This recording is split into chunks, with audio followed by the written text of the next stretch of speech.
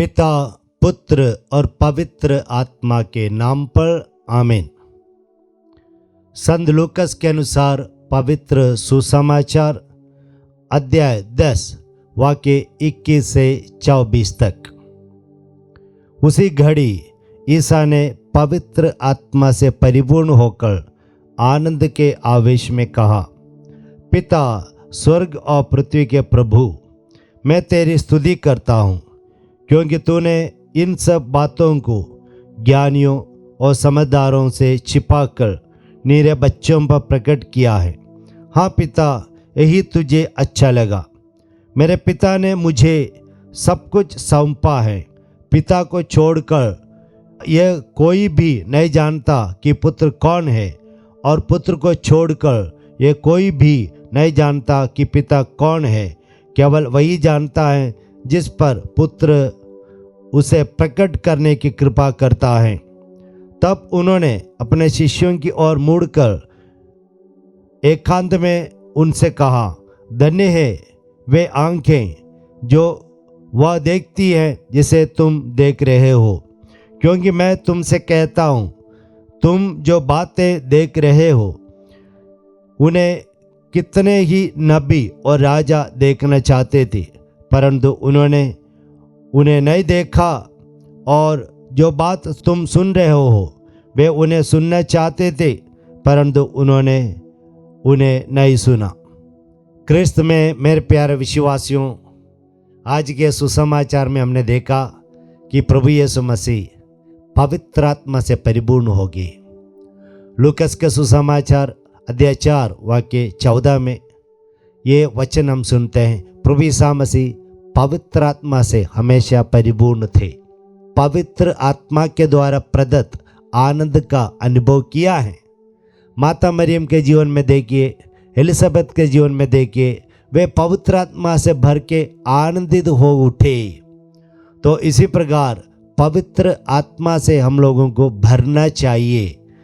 Romeo के नाम संत पौलुस का पत्र अध्याय 14 वाक्य 27 में संत पौलुस कहते हैं, ईश्वर का राज्य खाने पीने का नहीं, बल्कि ईश्वर के राज्य पवित्र आत्मा के द्वारा प्रदत्त शांति, आनंद, धार्मिकता का विषय है। तो इसलिए हम इस पर ध्यान दें कि हम पवित्र आत्मा से भर जाएं। संत लूकस के सुसमाचार अध्याय 11-13 में जो पवित्र आत्मा के लिए प्रार्थना करेगा उन्हें पिता ईश्वर पवित्र आत्मा को प्रदान करेंगे। तो दूसरी बात यह है कि पिता ईश्वर की स्तुति की, धन्यवाद दिया। प्रभु यीशु मसीह ने हमेशा ये आदत डाली पिता ईश्वर को धन्यवाद देने का। जब रोटियों को बांटते हैं, यूहन्ना के सुसमाचार 6:11 में पिता ईश्वर को यीशु मसीह ने धन्यवाद दिया। यूहन्ना के सुसमाचार 11:41 में लाजरुस को जिलाने से पहले प्रभु यीशु मसीह ने पिता ईश्वर को धन्यवाद दिया उनकी प्रार्थना सुनने के लिए। और हम देखते हैं अंतिम बैरी के समय प्याला और रोटी उठाते समय प्रभु यीशु मसीह ने पिता ईश्वर को धन्यवाद दिया। और तीसरी बात यहाँ पर हमें सीखने को मिलती है कि पिता ईश्वर विनम्र लोगों पर अपने स्वर्ग राज्य के सीक्रेट जो है, रहस्य जो है प्रकट करते हैं। इसलिए प्रभु यीशु मसीह हमसे कहते हैं, विनम्र बनो, विनम्र बनो, विनम्र बनो। विनम्र बनने से क्या होता है? हम स्वर्ग राज्य में बड़े हो जाते हैं। तो स्वर्ग राज्य में ईश्वर की दृष्टि में बड़े होने से क्या होता है? पिता ईश्वर स्वर्ग राज्य के रहस्य को हमारे जीवन में प्रकट करेंगे। और चौथी बात यह है कि प्रभु यीशु कहते हैं, पिता ईश्वर प्रभु यीशु मसीह एक दूसरे को जानते हैं, क्योंकि पिता और प्रभु यीशु मसीह एक हैं। प्रभु यीशु मसीह यूहन्ना के सुसमाचार अध्याय 10 वाक्य 30 में कहते हैं, पिता और मैं एक हैं। तो जब फिलिप ने प्रभु यीशु मसीह से पूछा, पिता को हम पर प्रकट कर दीजिए, तो यीशु मसीह ने क्या कहा? यूहन्ना के सुसमाचार 14 वाक्य 9 में, जिन्होंने मुझे देखा है उन्होंने पिता को भी देखा है। तो प्रभु यीशु आज के सुसमाचार में कहते हैं, प्रभु यीशु मसीह जिनमें पिता ईश्वर को प्रकट करता है, केवल वही पिता ईश्वर का अनुभव कर सकते हैं। तो इसलिए हम प्रभु यीशु मसीह से प्रार्थना करें कि हे प्रभु यीशु मसीह, पिता ईश्वर को हमारे जीवन में प्रकट कर दीजिए।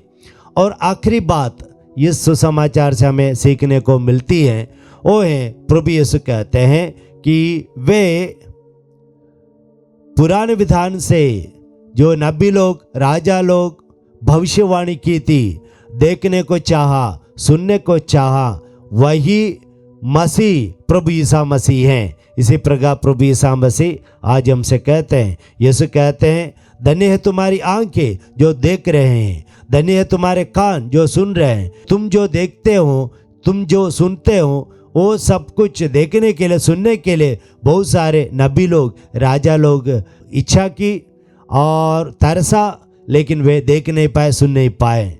हम प्रभु ईसा मसीह को जानने से हम कितने धन्य हैं।